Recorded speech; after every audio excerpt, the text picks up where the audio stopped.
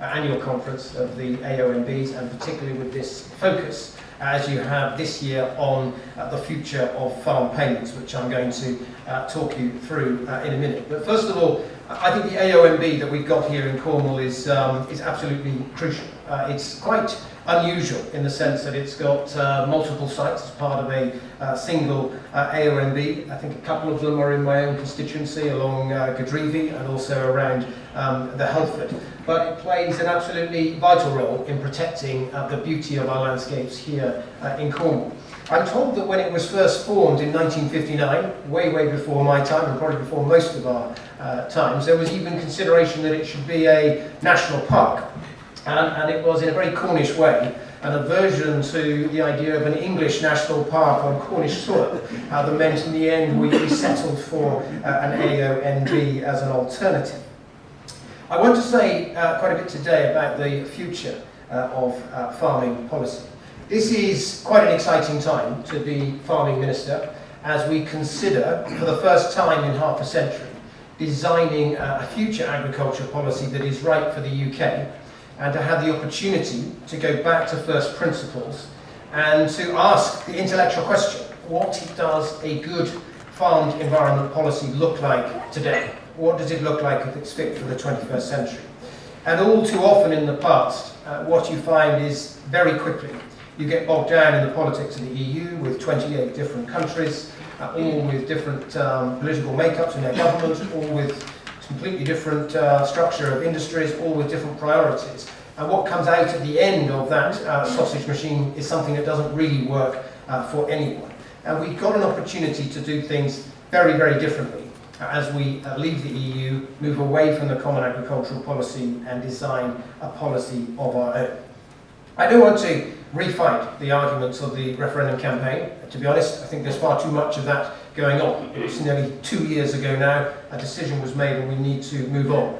But as we contemplate a future agriculture policy, I also think it's important to recognise the failure of the one that we have. And often when we talk about change, people are naturally apprehensive about change. People tend to focus on what we might lose by leaving the European Union and leaving the common agricultural policy. And often there's a focus on how will we replace this bit of the CAP or that bit of the CAP, rather than thinking how do we design something afresh that works. My own view is that with hindsight, the decision to decouple farm support and go to the current area-based system was probably a mistake. I think it was a wrong turn in the road. I think if you look back, had we taken the opportunity to change the conditionality of the payments that we were making to farmers for certain support, so that it was more around supporting the environment, gradually moving things to payments for delivery for the environment, rather than going for this arbitrary area-based payment, we might have got into a better place sooner. Because the problem that we have with the current system is that it is a bureaucratic quagmire. It attempts to codify and regulate every single feature of our landscape and every single thing that a farmer might attempt to do with his land. Just this year, as a result of EU regulations, we have been forced at DEFRA to remap 2 million parcels of land to check that we have the area right to 4 decimal places on each and every field among those 2 million parcels of land. It is problems like this that mean we end up in a situation where there are frustrating and irritating issues for farmers because they say, well, fields have changed and we don't understand why. And huge frustrations for us at DEFRA. If you just think of the administrative effort that goes into remapping 2 million fields to get them to 4 decimal places, for no tangible benefit really for the environment. It's done simply to achieve compliance with an EU regulation. There must, in my view, be a better way. And one of the things I've done for 5 years as the farming minister, one of my jobs is I have to deal with RPA appeal cases, Natural England appeal cases on the Pillar 2 schemes. And on an almost weekly basis, I see completely insane systems and problems that are created through EU law. Arguments about the maximum width of a gateway, the minimum width of a hedge, the maximum width of a hedge, arguments about whether there are too many trees on a parcel of land, which means it's not grazable and therefore should be an ineligible feature. I can remember when we were trying to work out how to implement a policy on woodland, there was a rule that said we have to define what woodland, at the point at which woodland becomes an ineligible feature, that is to say it cannot be grazed under. And they said you have to have clarity here, so let's come up with a rule that says if you have more than 100 trees per hectare, then this is an ineligible feature.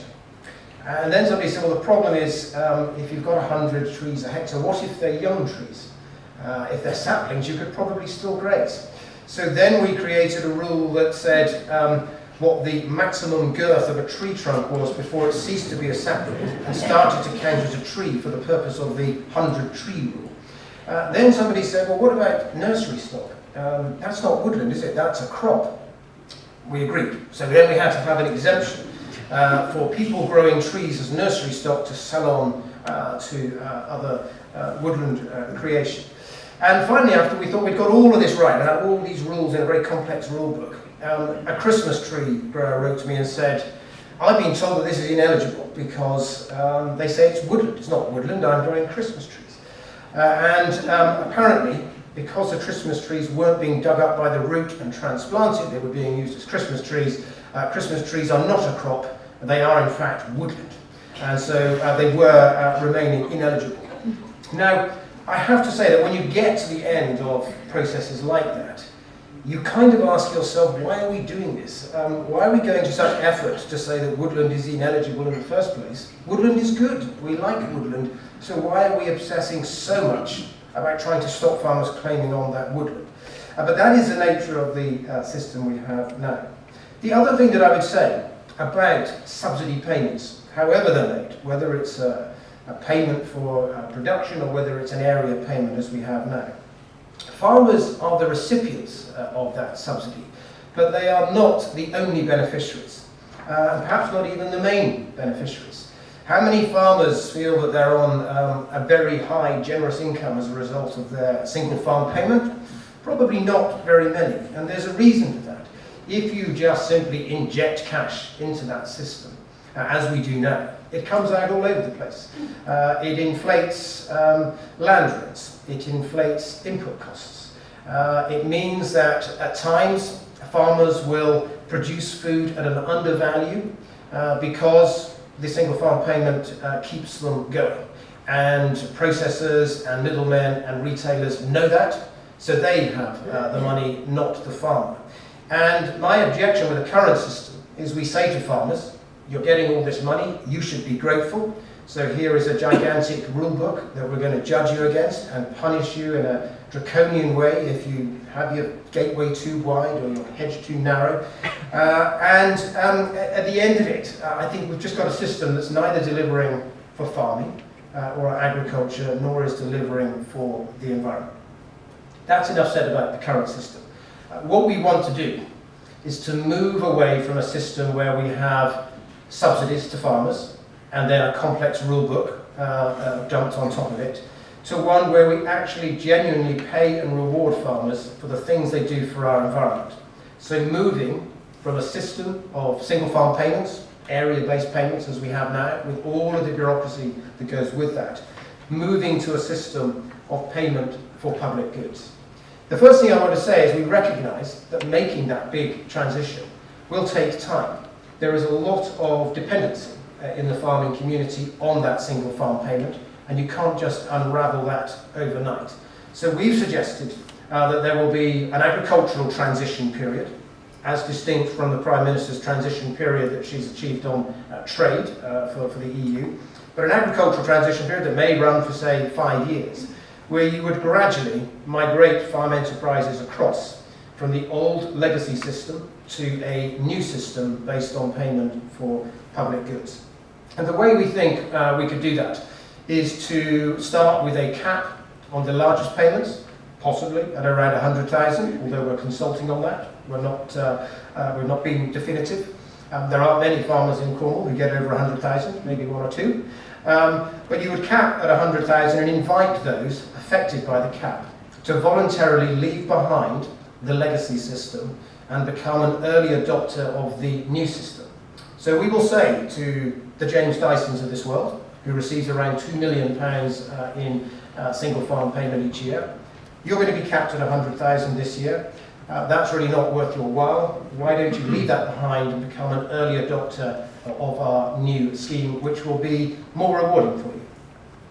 The advantage to me of doing this are a number of things. First of all, it means that we give maximum time for your smaller family farms to prepare for change that is coming.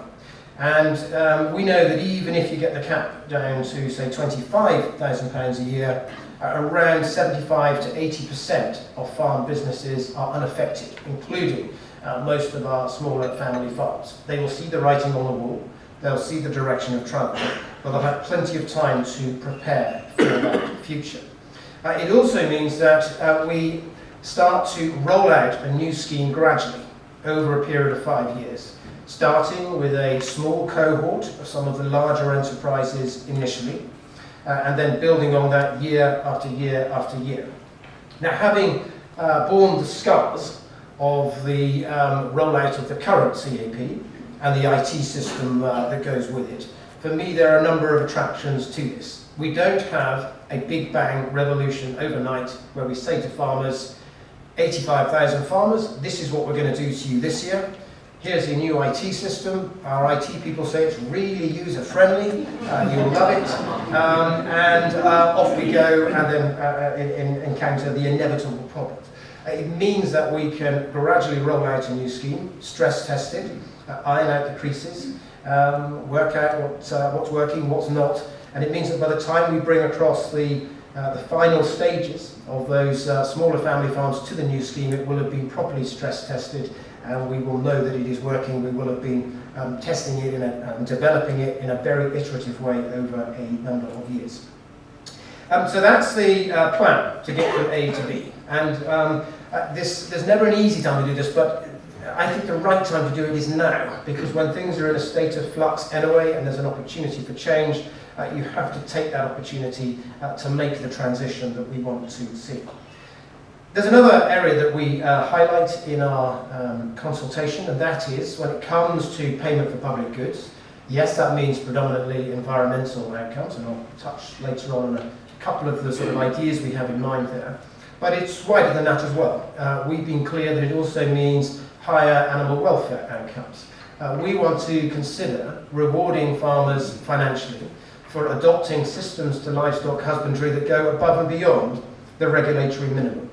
And this for me is very important, because we know from past experience that if you simply jack up regulations on animal welfare, you often export your livestock industry to other countries who have lower standards, and that does not achieve the outcome we want.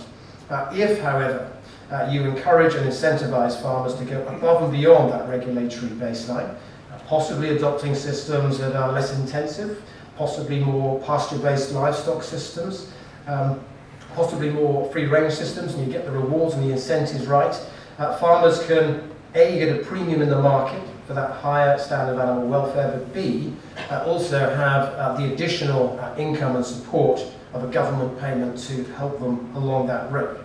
And if we get that right, not only do we enhance animal welfare and have a big international brand for high animal welfare as well, but we also can help with other challenges, such as reducing our dependence on antibiotic use. And I really think there's a potential here when it comes to livestock husbandry and the way we target support for certain approaches. A third point that I wanted to make, which is something we're looking very carefully at, and that is when it comes to the design of the scheme, we may need to depart from the principle of income foregone, which is embedded in so-called WTO rules, the World Trade Organization. And for those of you who are not familiar with this, let me just explain. Our current Pillar 2 schemes, those agri-environment schemes in which we have quite a lot of experience, are only allowed under EU law to reward farmers based on the income they've lost by adopting a certain practice. This has got to be the only example where we begrudge people the ability to make a profit out of doing a good turn. In every other sector, whether it's renewable energy, whether it's environmental waste, we say to people, if you can come up with a solution that helps the environment and you can make a profit along the way, well, good for you. Only in agriculture do we say profit is illegal and against the rules. And I think that is wrong. And for me, the quid pro quo of moving away from an arbitrary area-based subsidy system to one that is based on payment by results and payment for public goods is that you must have a genuine market system to reward farmers for what they're doing for the environment, not simply say, well, how much money has this lost you? And that is, for me, quite an exciting and important development because it means we can develop genuine markets in ecosystem services. And on some of the interventions we have, for instance, there's skylark plots. An arable farmer might be told where you can get £3 or £5 for a skylark plot. It's not really worth his bother trying. However, we know that in certain parts of the country, skylark plots can be incredibly powerful and incredibly useful, and we should be recognising that, and we can once we depart from this principle of income foregone. It's not there for a ludicrous reason. Everything has a reason, albeit that they have unintended consequences, but the idea behind the income foregone principle is that it's supposedly to prevent market distorting subsidies. But I think that if you're moving to a system where you're making payments for environmental outcomes, that is not market distorting. That is creating a market in the delivery of public goods, and it's very, very different. A few other features that we're considering in the new scheme. Firstly, one of the most frustrating things that we have in the current scheme is the chaos of an annual application process, where farmers have to get their forms filled out, get it into the RPA, fear that it might have got lost in the post and suddenly they're going to be told a month later that it's too late, we've missed the deadline, no payment for you this year. I want it to be possible to enrol onto the scheme at any month of the year. And if you're busy in May, cutting silage because you've had the first bit of dry weather for a long time and you just can't get your form in by the end of May, fine. Apply by the end of June instead, just enrol a month later. The advantage of this is it means farmers can pick the time of year when they want to enrol on a scheme, when they've actually got time to do it, rather than when the EU say you must do it. It means for us, administratively in the centre, you even out that workload.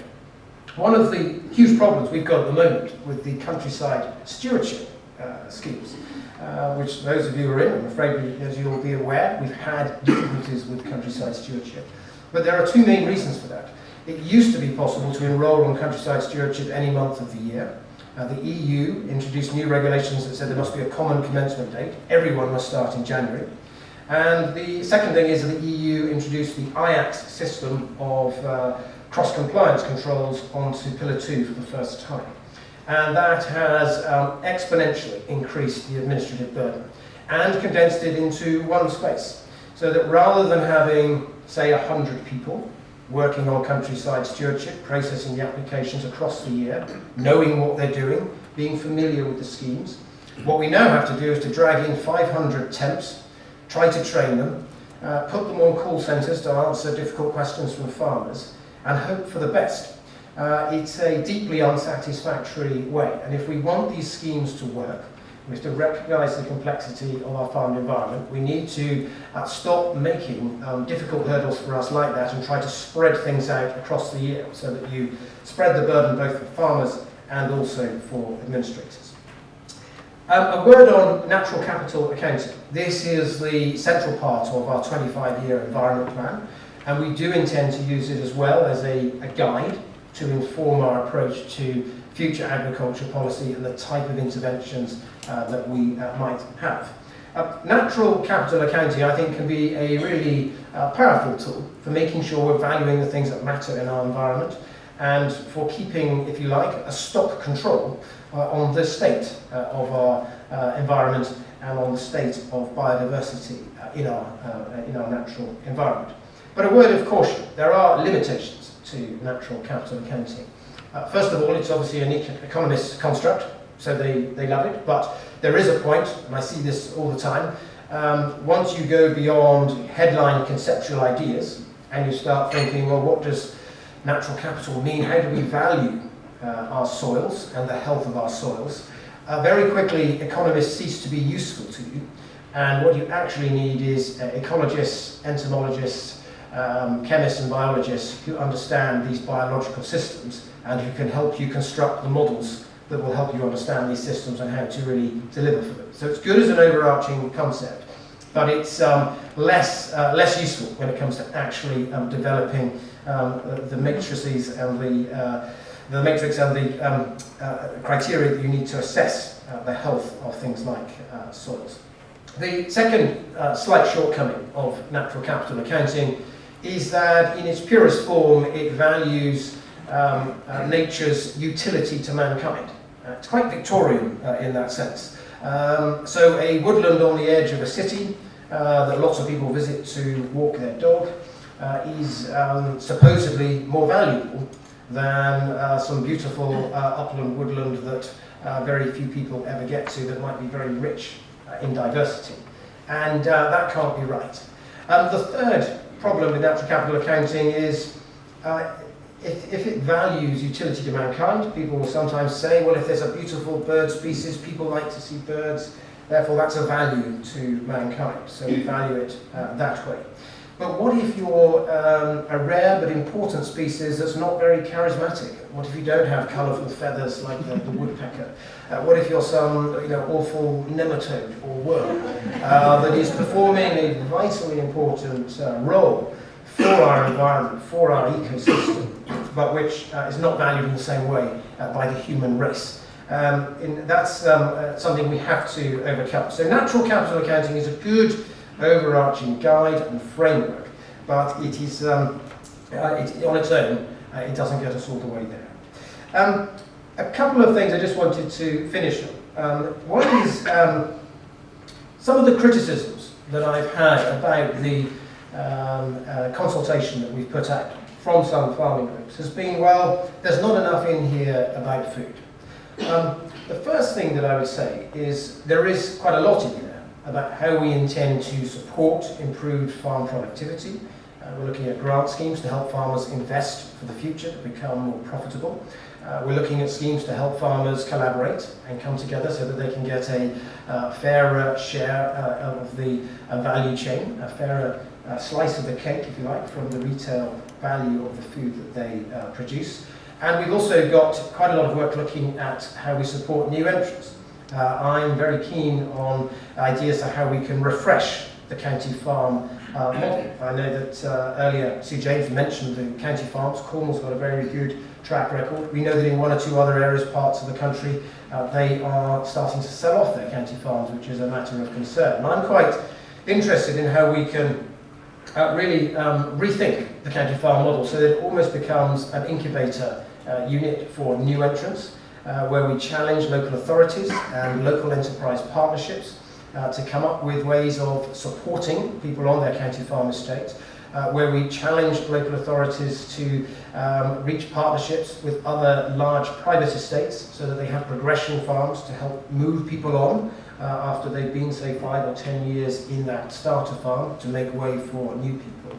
And if local authorities can come up with coherent plans to do all of these things and to support new entrants and make it that incubator model, then I'm willing for us to make available an option for local authorities to access government funding in order to be able to invest and re-equip their county farm estate. So there are things that we can do to help new entrants. But the second thing that I would say about this charge that a new system is not about food production is that the current BPS system isn't either. In fact, one of the big problems that we have with the BPS system is it all too often enables farmers who probably should have retired to just carry on coasting, not really farming the land actively, but still to pick up the single farm payment nevertheless. And that can't be right either. Since we decoupled farm support, that's not about farming any more than the system that we have talked about.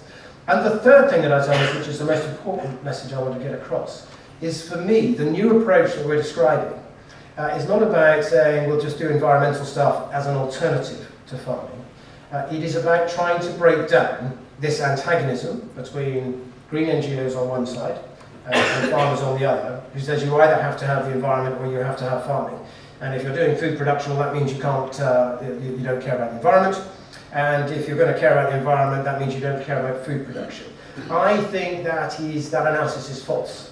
What we need to do is to get, in my view, a fusion of some of the best approaches to farm husbandry and soil husbandry that we've maybe forgotten and lost sight of, the types of things my great-grandfather might have done, but to achieve a fusion of that good farm husbandry with the best technology we have available today.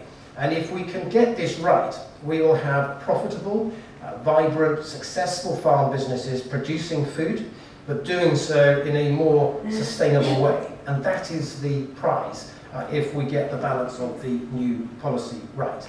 And just to give you, a couple of ideas, we're doing a lot of work on the management interventions at the moment.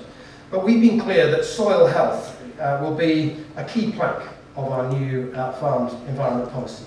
And whether you're an environmental NGO or whether you're a farmer, everybody understands the importance of our soils and the importance of valuing soil health, not just for the fertility of our crops, but it can help reduce pest and disease pressures, and it can also help as well to improve water quality. There are lots of knock-on benefits to getting management of our soils right.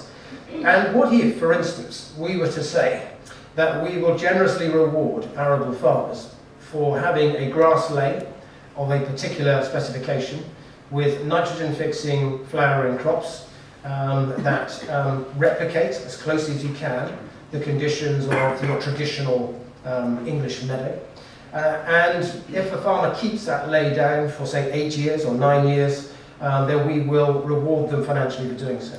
You achieve a number of things through one intervention. Firstly, you give the soil a break and you get rotation. Secondly, you improve the organic content in the soil. Because you're using nitrogen-fixing flowering crops, you don't need to put on fertilizers. So you reduce your fertilizer use and reduce your carbon footprint. Permanent pasture and grass lays can be a good carbon sink. So you get carbon sequestration, you start to lock carbon back up in the soils. You create grazing opportunities for livestock enterprises on the lowlands, getting livestock back on the lowlands so you start to get more of a mixed farming economy. You have flowers for pollinators. Because you have pollinators, you have more invertebrates, which is good for birds, and you can have overwintered birdseed crops as well as part of that mix. It means that with one single intervention that is easy to achieve, easy to measure, you get multiple environmental outcomes and multiple environmental benefits. And that's the type of thing that we are interested in looking at. A final word on the uplands, because what a number of people say is, it's all very well what you're describing for maybe the more productive farms or grade 1 and 2 land in the east of the country. This might work for them, but what about those more vulnerable upland farmers? Well, recently I met the Uplands Alliance, and it was a very interesting discussion. I was expecting them to come to me and say, we still need the single farm payment subsidy, that's that, we can't survive without it. Actually, they said something very different. They said, we are genuinely very excited about what you're talking about.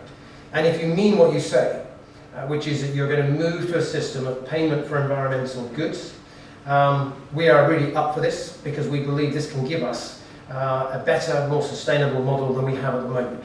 They pointed out that at the moment, the uplands can do more by way of carbon sequestration. It can help with flood mitigation, holding water upstream. The public want access to some of those beautiful landscapes in some of our more upland areas. The opportunities for them to provide public goods, if we're serious about it and serious about rewarding them for that, are actually very, very high. But at the moment, the system is upside down. Because their land is less productive, they get less subsidy. And it doesn't really work for them, it just keeps them propped up. So I'm confident that if we get the design of this new scheme right, and crucially the rewards in the scheme right, we can actually create a very viable model for our uplands. So in conclusion, I think this is a great opportunity. It's a time of change, so I understand there'll be apprehension. And that's why we're clear as well that we want to do this change gradually, probably over a period of 5 years, and to roll out a new scheme gradually. But it's a real opportunity, and a pleasure to be here today to be able to outline some of my thinking. Thank you very much.